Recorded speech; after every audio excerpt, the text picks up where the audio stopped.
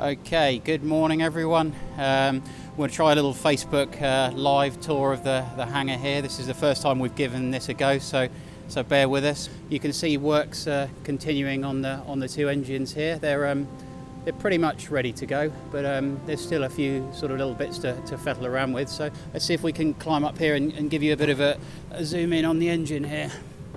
So you can see since we've been here last, that's the prop control at the top. That looks like that's pretty well complete actually. So that's looking pretty good. There's still plenty of sort of plumbing work to do, if you will, just not just the engines but on the aircraft in general. So that's the battery boxes. They're nearly complete. Yeah, still there's all the pipe work still on the side of the aircraft there, and the hamburger door. Guys are still working in the cockpit on the DV windows. They're pretty well ready to go actually, so it's good. Let's go down and have a look here. So obviously the aircraft's been stood on its wheels for some time, so that's good. We've got a few little connections to do on the landing gear, the hydraulic systems. The brake assemblies are being built up separately, so they're not too far off. So this is the other part of the centre section which is being worked on at the moment. Some of this is painted, some of it's painted inside, the other half will probably be painted next week. So we hope to have this on the aircraft, I'd say probably in the next 2-3 weeks, something like that, and that opens up a load more possibilities work-wise for the guys. Anyway, let's continue walking around. Let's go and have a look at the back of the aircraft and jump inside, see what's going on in there. Cargo door is finally complete. All the channels and the upper and lower channel is done. You can see the cockpit is nicely painted inside now.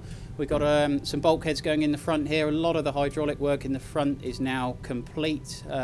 That's looking really neat actually. So that's great. So yeah, again we're waiting on some of the stuff from Canada, the rear bulkhead, and a few other bits and pieces. Obviously the original floor as well. That won't go in quite yet. So the static line you can see at the top of the video there. That's installed. That's fixed in now. So that's not coming out again. So Neil's responsible for most of the stuff up the front here, the navigator station and the radio operator station. He's been busy sourcing all of the original instruments and bits and pieces that you've probably seen on one of our video updates. So you've probably got some stuff to do with that today, Neil, have you? What you do? You're measuring the navigator's table and a few other bits? Over Christmas we fabricated the tables, the wooden tables for the radio operator's compartment and the navigator's compartment.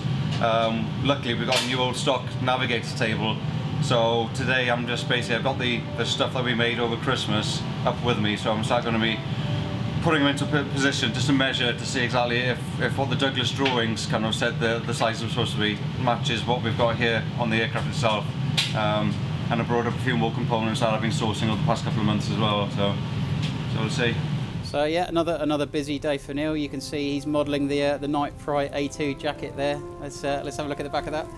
Very good. Right, let's wander back down, have a little look in the back of the aircraft. You can still see we're mainly sort of waiting for the rear bulkhead. A little bit of work to do in the back. You see the chair there, the original chair we've got at the back. Let's go and have a little look outside and some of the other individual bits that the guys are working on. So the tailplane obviously still got to go on. That's probably a few weeks away yet, I would say, and some work to do still on the fin as well. But we're getting there. There's still quite a bit to do, a lot to do, but we're getting there. This area over here is where the guys are doing all of the paint stripping of the parts. Looks like they're working on some window frames there that they're prepping, and some pipe work. So what else have we got over here? Looks like some ducting, probably for the cabin heating system there. Wings in the background, various different sets of wings there. If we're honest, we haven't completely decided which set of wings we're going to use yet. We've probably got 3 options. We'll take the most expeditious route, if you will, because obviously we're up against it time-wise. Those are the assemblies for the rudder pedals there, I think, all painted and ready to go in. What have we got here? We're busy playing instrument panels at the moment. It's a balance between originality and practicality. So we're trying to match up all the original instruments here and put them into the panel so we can get that ready for installation. So we've got some pretty cool original instruments there. just trying to match them up with the original Douglas drawings, really, to see what would have been installed on our particular airplane. That's the modern radio rack that you can see there in the background. So what we're going to do is we're going to sort of put that behind the hole there where the original autopilot would have gone. What else can I show you guys? Ben is working on the tailplane here. There's a few little repairs going on here. You can see just a few little bits to do there. This over here is our paint shop. Looks like we've got some of the pipe work for the aircraft in there just coming through the paint shop. So yeah, that's where all the bits come through the shop in there. Let's just go through here quickly and have a look in the last sort of area. Really, some of this stuff is some of the most complicated stuff on the aeroplane, really. Let's see if we can give you an example where you can just see just a mass of cables and things that all need to go back together. It's a pretty complicated stuff, really, but yeah, we're getting there. Lots of progress. I haven't been up here for a few weeks since we came back from Canada, really, so it's good to see some good progress. So yeah, well, hope that worked out, guys. I hope you enjoyed that. If you did, let us know, and we'll try and do this sort of thing more regularly. Or if there's anything we can do to change it, let us know. But hope you enjoyed that. I wanted to end today's video by saying hello to a couple of very special people. You might remember when we were out in Canada stripping the parts off the parts machine out there a couple of weeks ago, Jason Holloway donated some money to us for the boys to go and have a coffee and warm up.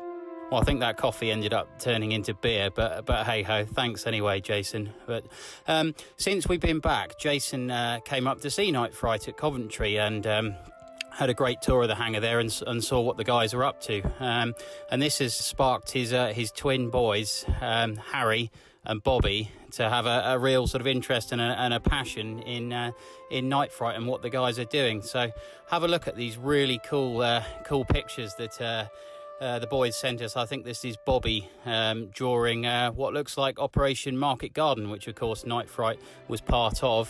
So there's Night Fright at the lead of the drop there for Market Garden. So just wanted to say a really big hello to the boys, Bobby and Harry, and thanks so much for these awesome pictures. And we look forward to keeping you up to date with progress.